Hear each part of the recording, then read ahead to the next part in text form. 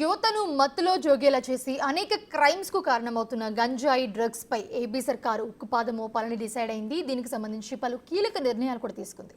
ఆ నిర్ణయాలేంటి, ఇకపై గంజాయి సాగు చేస్తే ఎదుర్కోబోయే ఇబ్బందులేంటి?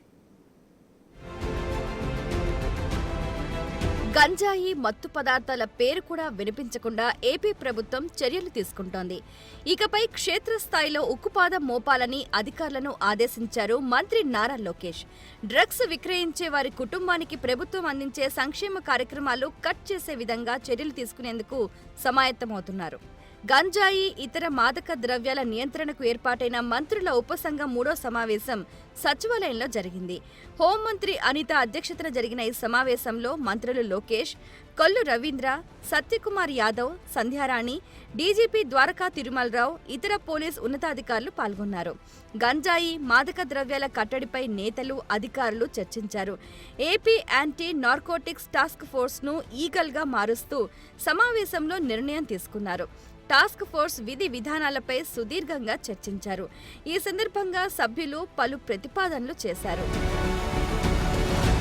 గంజాయి సాగు కట్టడికి టెక్నాలజీ వినియోగించుకోవాలని నిర్ణయం తీసుకుంది మంత్రివర్గ ఉపసంఘం. గంజాయి సాగు ధ్వంసానికి డ్రోన్లను వినియోగించాలని ఆదేశాలు జారీ చేశారు లోకేష్.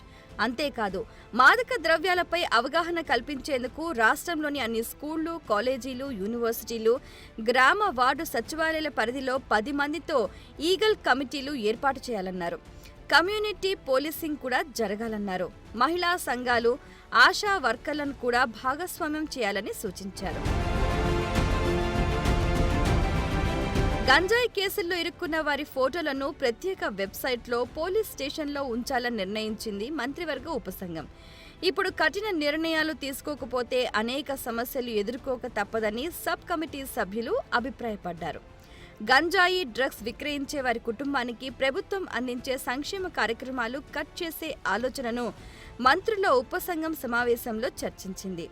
దీనివలన గంజాయి డ్రగ్స్ ను అరికట్టే అవకాశం మెరుగుపడుతుందనుకుంటున్నారు. ఈ నిర్ణయాన్ని అమలు చేయడానికి సాధ్యాలు ఇతర రాష్ట్రాల్లో అమలవుతున్న విధానాలు కూడా అధ్యయనం చేయాలని అధికారులను ఆదేశించారు. మాదక ద్రవ్యాలపై అవగాహన కల్పించేందుకు మెగా ర్యాలీ నిర్వహణపైన మంత్రివర్గ ఉపసంఘంలో సమావేశంలో చర్చించారు. ఇప్పటికే ఈగల్ టోల్ ఫ్రీ నెంబర్ 1972ను వర్చువల్గా ప్రారంభించారు సీఎం చంద్రబాబు. అంతేకాదు, ఈగల్ లోగోను కూడా ఆవిష్కరించారు. సమగ్ర కుటుంబ సర్వే నమోదు ప్రక్రియను హనుమకొండ జిల్లా కలెక్టర్ ప్రావీణ్య ఆకస్మికంగా తనిఖీ చేశారు. దామెర మండలం గుడిపాడు విట్స్ కాలేజ్లో కంప్యూటర్లో డేటా ఎంట్రీ జరుగుతోంది. అక్కడికి ఆకస్మికంగా వెళ్లారు ప్రావీణ్య.